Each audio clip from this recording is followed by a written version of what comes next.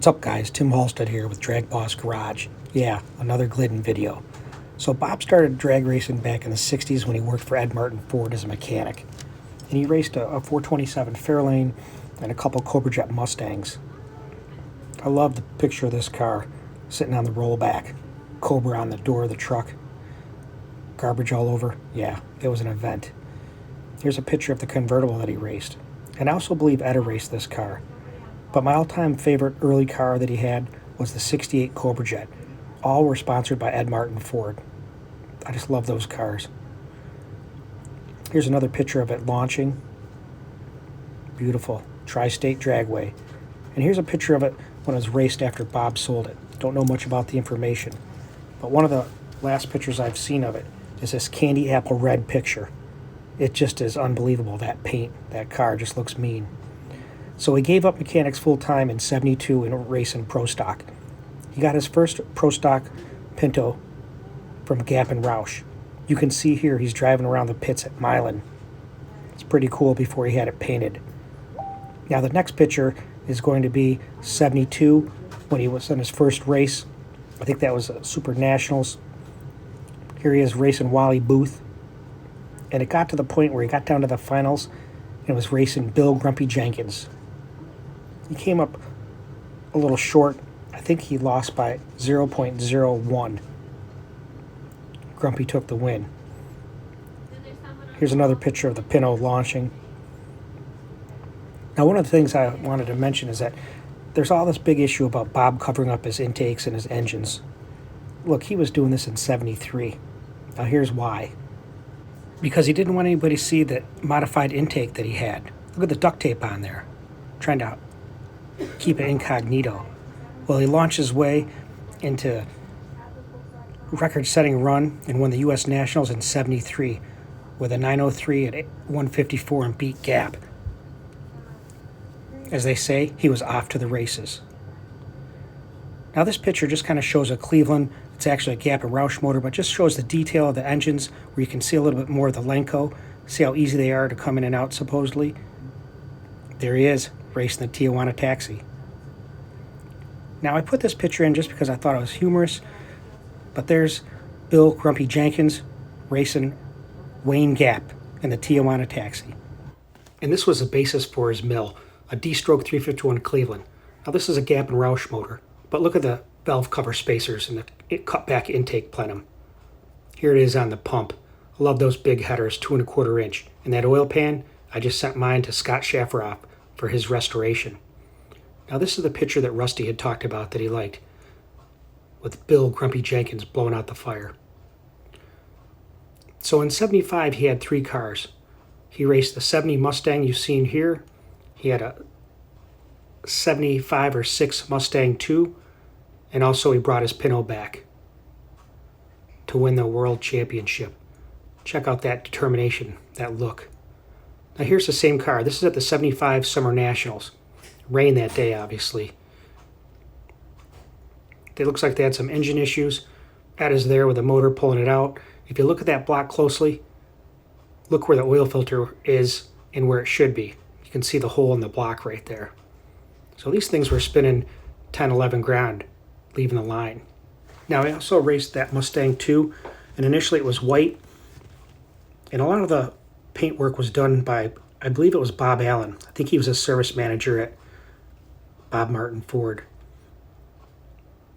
Now this car, it's hard to see what color it is until you see this picture. Now he also had raced another one, which I have, and I think that was in '76, and that was a red, white, and blue paint scheme. There it is, the mill. This is at the '75 Molson Grand Nationals, doing some work. Look at the Lenco there. Oh yeah, on the cover of Super Stock magazine. 1975 NHR Pro Stock champion. Here's another picture in the pits. Looks like they got some work going on, some fluid on the ground or water. So they may have changed the motor, or it looks like they might be taking a motor out. And that's the thing. They had to work on these cars anywhere, whether it's a hotel parking lot, the pits, or even the return road.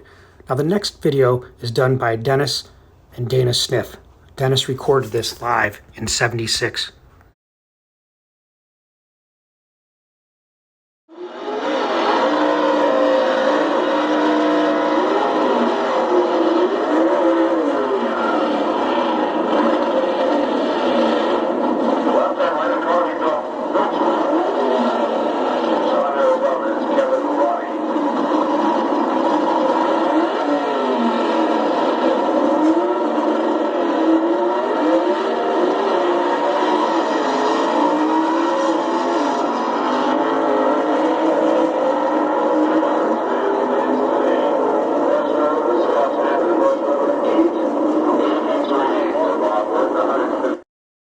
having won the Pro Stock Championship in 74 and 75, the headstrong into the 1976 season, winning the Winter Nationals with an 880 at 150-something miles an hour. Look at that Pinto. All serious interior, man. Now here's what you're going to see, and this is what I want to show you, the details. That's the engine in that 76 Pinto. Look at the valve covers. You know, look at, they have spacers in there, but the welding, man, it's ridiculous. And also pay attention to the intake manifold. That's what I want to show you. That intake manifold has been modified wicked. I think it's been shortened in that area where I'm showing you. That little red circle, pay attention to that. You'll see that throughout this video. But pay attention to the angle of that tunnel ram and that iron 4V head. They've modified that to be almost straight. That's the key right there. So here's the motor again. Now look at that intake. That's been cut and sectioned. It hasn't been reversed because those are where the throttle attaches to on the right side in the picture. So that's how the top is, the plenum. A lot of times they turn them back around. And that's what I'm trying to show you here. There's the motor. Look at the two intakes, unmodified on the left, UR19. Look at the angle of that. If you can see that, that angle is reduced significantly on the left, where I have that arrow going up and down with the plenum. And I'm showing you how they cut the top off. They milled that top when you compare it to the one on the right. The two lines coming in the center. There's the intake again on the side. Now you're going to see this motor come apart. The valve covers, though, are different, but the intake itself is the same. Look at the modification there on the side. That plenum is so smooth. They've cut and welded that thing. They usually cut them about 1.5 inches, 1 3/4 inches. And you'll see that in here in these pictures that I'm going to show you. Here's the UR19 compared to that intake. Look at it. You can see the difference in the runners, the angle of that area. The plenum's cut down. It's cut in the back where that right angle is to the left. Again, look at the runners, how they are filled in and smooth. The intake's cut out between the runners to help lighten it. Look at this picture. BSing at the trailer. Can't beat that. And they worked on the road. There wasn't no messing around, man. You had to tear it apart wherever you were. Hotel parking lot, motel parking lot. And I love this picture. Look at it all. Etta Glidden coming down to Billy Glidden. Down to Rusty Glidden, Bob Glidden. Pointing out the big headers in the back with 2 1/4 inch primaries. Probably 28 to 30 inches long. And there he is. A man with determination. The willingness to win, and a family to support him. Now we're going back to his garage in 1976. Check out the Wallies. And the picture of the Pinto up there doing a wheel stand. Now we're in the garage. Check it out. There's the car. You can tell it's the same car because ONE is in the letter 1. And there's a buddy of his that used to work for him. I don't know his name. There's another picture of inside the Pinto. And now we're going to see about taking this motor out and taking it apart right here on camera. These pictures have been out. There's nothing new about them, but I kind of put them in a chronological order. There's Bob and Etta talking about the motor, saying this is what we got to do. She's already starting to pull off whatever, the valve covers. And you can tell that they're different valve covers than the one in the other picture, but that intake is the same. So she's working away. Meanwhile, Bob's back in the shop working on another project. So there's a lot of action going on in this shop. Just put yourself back in time. Think about this. Doing a little bit of valve and head work maybe for another customer. I bet you these are for the Cleveland. They look like titanium valves on the right. Spark plugs are there. Looks like the shims for the valve springs. And now we got a little conference here. It looks like Billy, Etta, and Bob talking about the plan with that motor. Now here's what I'm going to show you that's going to really blow your mind. And this is what I made in that video because this is a secret to Bob Glidden's speed with the Cleveland. I love that heater there. It runs on propane. And that's to heat up the cast iron cylinder head so he can weld it. And here's why he was faster than everybody else. You'll see because he's smiling about it. Because he knew the shape of the combustion chamber made a big difference and could add 25 foot-pounds of torque with the right shape. And that's what he did. He changed that combustion chamber on the Cleveland, and right there's proof. No one did this. And that's today's modern combustion chamber. So now let's tear apart one of his motors. Probably in the 327, 342 range. Look at that. You can tell he uses head bolts. You can see them up there. check this out. We know that he liked round exhaust ports. You'll see that in the next picture. And all the little arrows are all the areas where the head is filled up on the top of the roof, either brazed in, because they raised that roof as high as possible and broke through. So they did a ton of work up in that area. And you can compare this to the heads that I showed you before of Dino Don Nicholson's. Same thing. You can see the top of the chambers where they have epoxy. They probably welded it as best as possible and had epoxy to prevent leaks. Now look at this tunnel ram.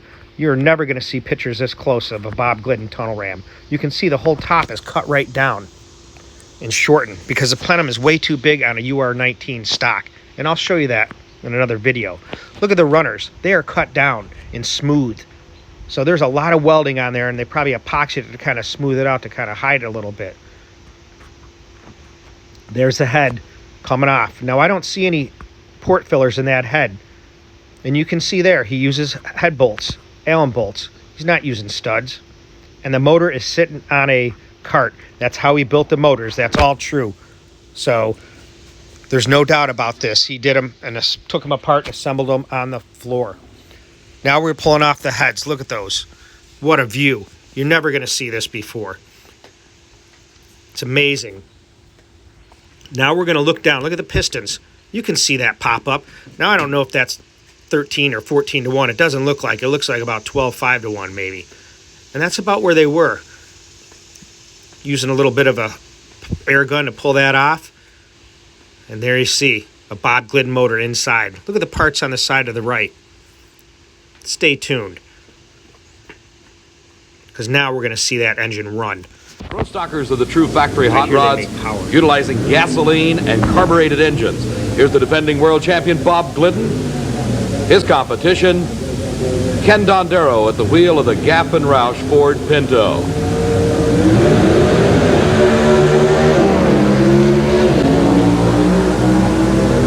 Glidden pulling away from Ken Dondaro. And by a car length and a half, it is the defending champion Bob Glidden with a win in round number 2 of Pro Stock Eliminator. Looking at that one again in slow motion, we see he had a big lead going into the traps. Glidden winning at 8.84 seconds, 153 miles an hour.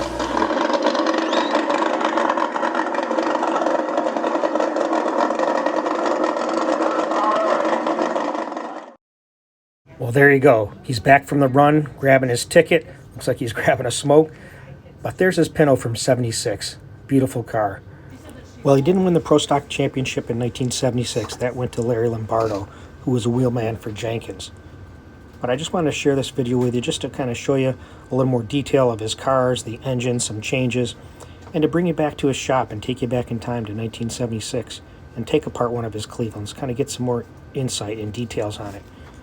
Thanks, Bob Glidden. Stay tuned, guys. More to come.